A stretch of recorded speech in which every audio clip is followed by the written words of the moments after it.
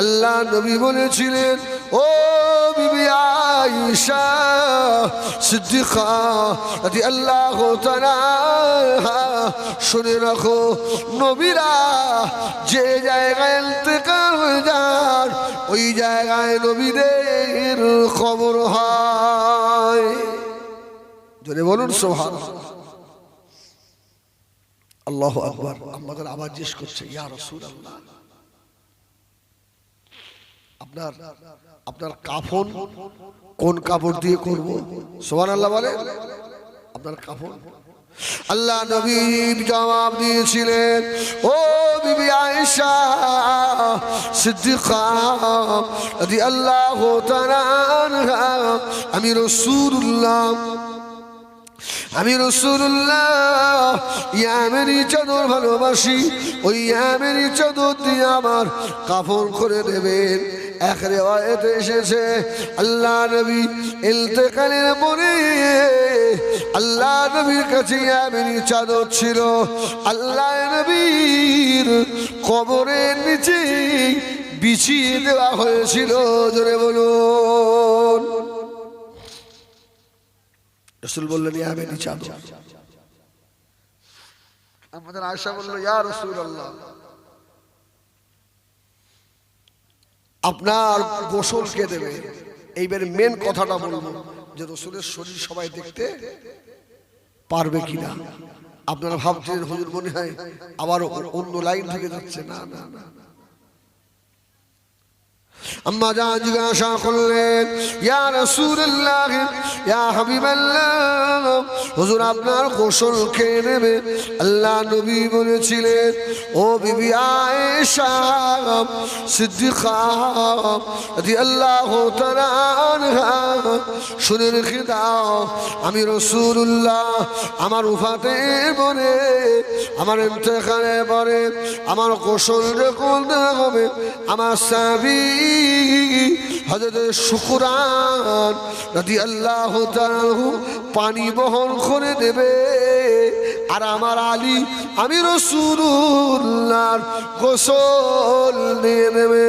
ও বিবি আয়েশা সিদ্দিকা রাদিয়াল্লাহু তাআলা, আমি নূরের নবী, আমার চেহারা দেখে সবাই সহ্য করতে পারবে না, চোখ অন্ধ হয়ে যাবে। এই চেহারা দেখার মতো চোখের পাওয়ার আল্লাহ আমার আলীকে দিয়েছে। সুবহানাল্লাহ। আমার আলী, আমার ভাইজানেরা, সোনা মানিকেরা, ও জানেরা, হযরত আল্লাহ নবী ইন্তেকাল হয়ে গেলেন, গোসল দেওয়া হচ্ছে। হযরত আলী বলেন, গোসল দেওয়া হয়ে গেল, আমি আলী দেখতে পাই আল্লাহর নবীর পেট মোবারকের উপরে একটু পানি যেন জমে রয়েছে। আমি আলী চিন্তা করলাম একটা পরিষ্কার কাপড় দিয়ে ওই পানিটা মুছে নেব নাকি। আবার মনে করলাম না, বেয়াদবি হয়ে যাবে।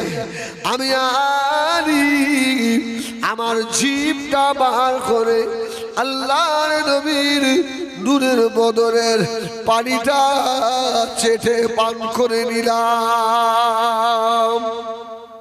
সুবহানাল্লাহ।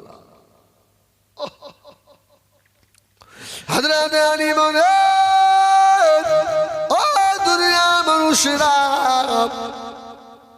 ওই আমি পানি পান করেছিলাম, আল্লাহ পাক আমি আলীর ইলমিয়াত আরো বাড়িয়ে দিয়েছিলেন।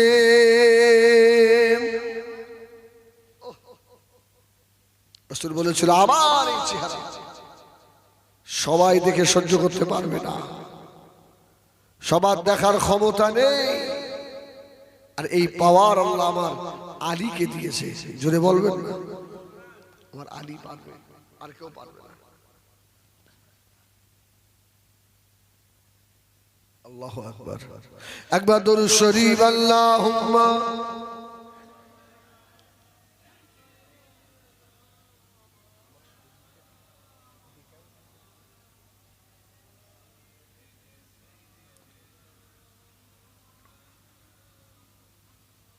আমার ভাইরা, অসুবিধা হচ্ছে আপনাদের?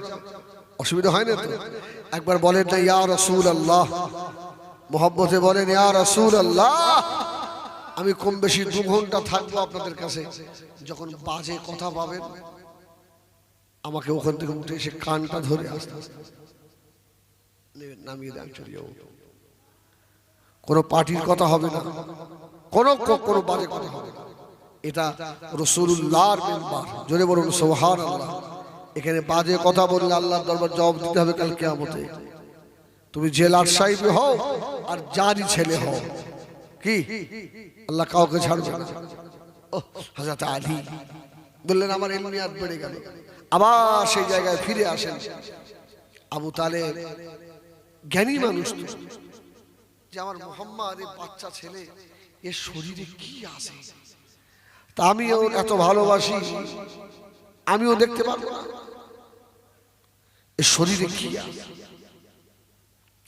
আবু তালেব রেগে গিয়ে বলেছিল, বাবা ছেলে, ও বাবা মুহাম্মদ সাল্লাল্লাহু আলাইহি ওয়াসাল্লাম, ঠিক আছে বাবা, তুমি জামাটা যখন খুলবে আমি আবু তালেব তোমার চেহারা দেখবো না। কিন্তু আবু তালেবের মনে মনে হয় বাচ্চা ছেলে তো ঘুমিয়ে পড়বে, আর আমি আবু তালেব ওর চেহারাটা দেখে নেব। যদি বলুন সুবহানাল্লাহ। আমার নবী পাকের কেউ আছে না নেই? আল্লাহ আছে না?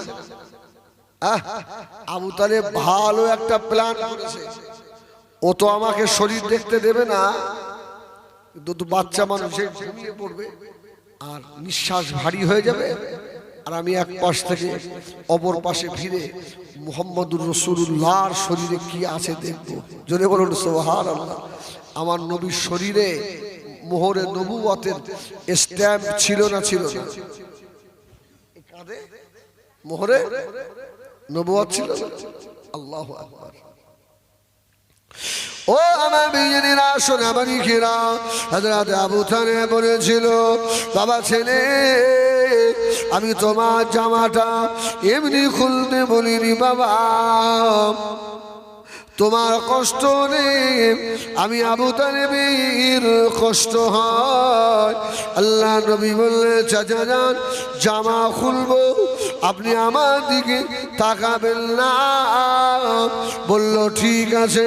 পরের দিন রাত্রিরে সবার সময় নবী আমার চাচা জানকে বললেন, ও চাচা জান, আপনি অন্যদিকে ফিরুন, আমি মুহাম্মদ জামা খুলবো। জোরে বলুন সুবহানাল্লাহ। চাচা আবু তালেবের রাগ হচ্ছে বটে, কিন্তু কথা বলতে পারে না। জোরে বলুন সুবহানাল্লাহ। আবু তালেব অন্যদিকে ফিরে শুয়ে পড়ল। নবী আমার জামাটা খুলে মাথার কাছে রেখে নবী আমার শুয়ে পড়েছে। বাবা আবু তালেবের ঘুম আর হয় না, কান খাড়া করে রেখেছে। আমার মুহাম্মাদের কোন সময় নিঃশ্বাস ভারী হয়ে যায়, আমি একবার ওর শরীরটা দেখব। জোরে বলুন সুবহানাল্লাহ। আল্লাহ বলছে, আবু তালেব হবে না, হবে না, ভাবিস না আমার হাবিবের কেউ নেই, আব্বা নাই, মা নেই বলে আমার হাবিবকে আমি আল্লাহ একা ছেড়ে দিয়েছি নাকি? আমি আল্লাহ আমার হাবিবের সঙ্গে আছি। জোরে হবে না সুবহানাল্লাহ। কেউ যেন না ভাবে আমার হাবিবের কেউ নেই, আমি আল্লাহ আছি। রাত্রে শোবার সময় আবু তালেবের ঘুম হয় না, কান খাড়া করে রেখেছে, কখন মুহাম্মদুর রাসূলুল্লাহ নিঃশ্বাস ভারী হবে। কিছু করবারে নবী আমার দিন দুনিয়ার বাদশাহ হাবিবুল্লাহ জনাবে মুহাম্মদ রাসূলুল্লাহ সাল্লাল্লাহু আলাইহি ওয়াসাল্লাম নবী আমার শুয়ে পড়লেন, ঘুমিয়ে পড়লেন। আবু তালেব এক পাশ থেকে অপর পাশে ফিরে আল্লাহর নবীকে দেখবেন। আল্লাহ পাক আওয়াজ দিলেন, ও জিবরাইল সালাম, দেরি করো না, আমার হাবিবকে আবু তালেব দেখবার প্ল্যান করেছে, আমার হাবিব তো দেখাবে না। জিবরাইল তুমি গিয়ে আবু তালেব আর আমার হাবিবের মাঝখানে দাঁড়িয়ে যাও। আবু তালেব যেন আমার হাবিবের নূরের চেহারা যেন দেখতে না পায়। সুবহানাল্লাহ। এই জিবরাইল কত বড়? 4.5 হাত 5 হাত হবে। আল্লাহু আকবার। ফেরেশতা যে কত বড় শুনলে তো মাথায় কাজ করে না। ইমাম জালালউদ্দিন সুয়ুতি আজাইবুল মালায়েকা বলে একটা কিতাব লিখেছে। এই কিতাবে হুজুর লিখেছে যে সব থেকে ছোট ফেরেশতা কপালের এক ধার থেকে আর এক ধার যেতে 300 বছর সময় লাগবে। সুবহানাল্লাহ বলো না? শুধু কপালটা পার হতে 300, আর এক কানের এই লুধি থেকে আর এক কানের লুধি পর্যন্ত যেতে 700 বছর সময় লাগবে। তাহলে ফেরেশতা ছোট না বড়? কম বড়? সুবহানাল্লাহ সুবহানাল্লাহ। এই ফেরেশতা দাঁড়িয়ে গেছে। আবু তালেব বলছে আমি সব নিঃশ্বাস শুনতে পাচ্ছি কিন্তু রাসূলুল্লাহকে দেখতে পাচ্ছি না। জোরে বলুন সুবহানাল্লাহ। দেখার ক্ষমতা। ও আমার ভাইয়েরা, সোনামানি খেরা, নবী আমার দিন দুনিয়ার বাদশাহ হাবিবুল্লাহ জনাবে মুহাম্মদুর রাসূলুল্লাহ সাল্লাল্লাহু আলাইহি ওয়াসাল্লামকে আবু তালেব দেখতে পেল না বাবা। সারা চেষ্টা করলো, সকাল হয়ে গিয়েছে। হযরত আবু তালেব আল্লাহর নবীকে ডাকলেন, বাবা মুহাম্মদ সাল্লাল্লাহু আলাইহি ওয়াসাল্লাম, বাবা ছেলে এদিকে এসো বাবা। নবীকে দেখেছে, আর নবী আস্তে আস্তে বেয়াদবি না হয় চাচা বলে, বাবা গত রাতে তোমাকে আমি অনেকবার দেখার চেষ্টা করেছি, দেখতে পাইনি বাবা, এর কারণটা কি? জোরে বলবেন না সুবহানাল্লাহ। আমার নবী বললেন, চাচা চাচা ভাইপো কোলে থাকে তাই। চাচা যান, এই শরীর আল্লাহ যাকে একবার দেখাবে ওর জন্য জাহান্নাম হারাম হয়ে যাবে। সুবহানাল্লাহ।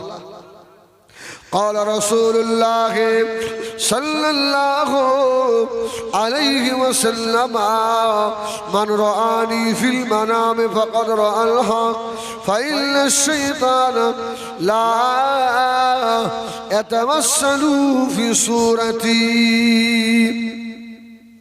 আল্লাহ নবী বলছেন, আমি রাসূলুল্লাহ যে আমাকে দেখলো বারহা সত্য দেখলো, আমি রাসূলুল্লাহ আমার সুরাত ইবলিস শয়তানের ধরার ক্ষমতা নাই। জোরে বলুন সুবহানাল্লাহ।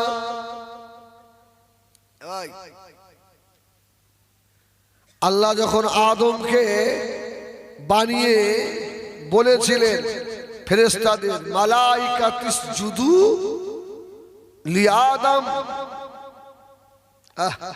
একবার দরুদ শরীফ আল্লাহুম্মা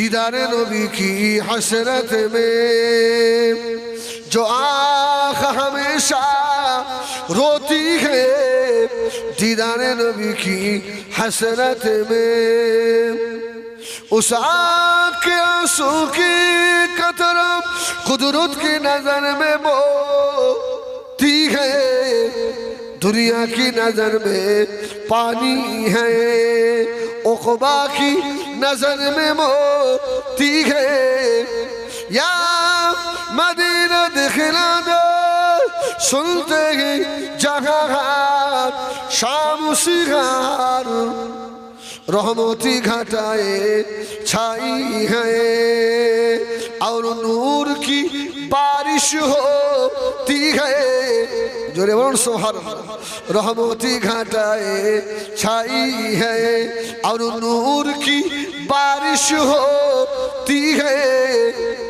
या मदीना दिखला दे सुनते हैं जहाँ शाम सिगार अल्लाहुम्मा सल्ली अला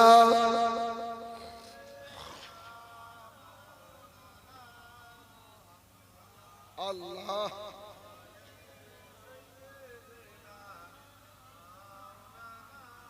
একবার বলেন ইয়া রাসূলুল্লাহ মাঝে মধ্যে আল্লাহ বলে তো ডাকেন মাঝে মধ্যে রাস্তাঘাটে ঘুরবেন ইয়া রাসূলুল্লাহ বলে ডাকবেন সুবহানাল্লাহ বলেন আমার নবী আপনার ডাক শোনার ক্ষমতা রাখে সুবহানাল্লাহ বলেন নবী শুনতে পাবে মদিনা থেকে সুবহানাল্লাহ বলবেন না আরে রাসূলুল্লাহ বলেছে যারা আল্লাহ ওয়ালা হয়ে যায় দুনিয়াটা আল্লাহ ওদের জন্য সংকুচিত করে দেয় ছোট করে দেয় সুবহানাল্লাহ বলেন রাসূল বললেন আমার এই হাতের তালুর ভিতরে আল্লাহ তাম বিশ্বটাকে দিয়ে দিয়েছে জোরে বলুন সুবহানাল্লাহ আমার নবী পাকের শোনারও ক্ষমতা আছে দেখারও ক্ষমতা আছে এইজন্য মাঝে মাঝে রাস্তাঘাটে ঘুরবেন চলবেন ফিরবেন ইয়া রাসূলুল্লাহ আল্লাহ খুব মনের মধ্যে চিন্তা হচ্ছে খুব কষ্ট মন ভালো লাগছে না একা একা বসে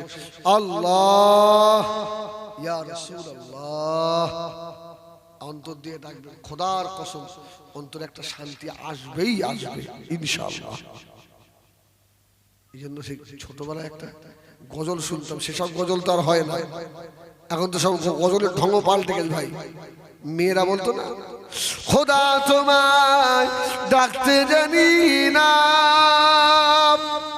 ডাকার মতো ডাকলে খোদা কেমনে শোনে না এক ডাকিছেন ইউনূস নবী কি মায়েরা বলতেন কত ভালো লাগতো এসব গজল আর নেই এখন বিভিন্ন রকম গানের নকল সব আল্লাহ মাফ করেন যাক সেদিকে আমার বক্তব্য নয় তো রাসূল বললেন চাচা এই শরীর যে একবার দেখবে ওর জন্য জাহান্নাম হারাম আর রাসূলুল্লাহ বললেন আমার চেহারা কেউ ধরতে আচ্ছা আমার নবী পাকের দুনিয়ায় ছায়া আছে কেন ছিল আমার মায়েরা আস্তে কথা বলো মা বিদ্যার্থী হয়ে যাচ্ছে মা রাস্তা বলো মা সরে নবী পাকের ছায়া ছিল সুবহানাল্লাহ আল্লাহ পাক এত ভালোবাসেন আল্লাহ বলল হাবিব আমি আপনার কায়াটা দুনিয়ায় পাঠিয়েছি ছায়াটা আমি আল্লাহ আমার কাছে রেখেছি আমার হাবিবকে ছাড়া আমি আল্লাহ থাকতে পারি না বলুন সুবহানাল্লাহ ও বেজানেরা ও মুরব্বিয়ানেরা ও জওয়ানেরা যে কথা বলছিলাম আল্লাহ আদমকে বানিয়ে বললেন মালাইকা তিসজুদু লি আদম এই ফেরেশতারা আমার আদমকে কি করো সিজদা করো আচ্ছা সিজদা কি আদমের না আল্লাহ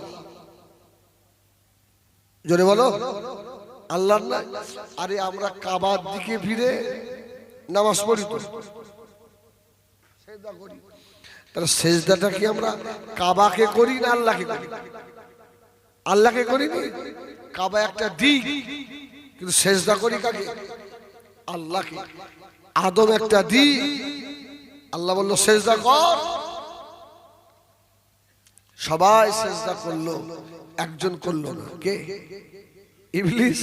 আচ্ছা ইবলিস কম আলেম, ছোট আলেম না বড় আলেম? আমাদের সমাজে এখন সব বড় বড় কিছু আলেম বার হয়েছে দেখবেন, হ্যাঁ, দাড়ি নেই বড় আলেম, হ্যাঁ, ফুল প্যান্ট পরে বড় আলেম, আসে না? এরা আবার ফতোয়া দিচ্ছে সব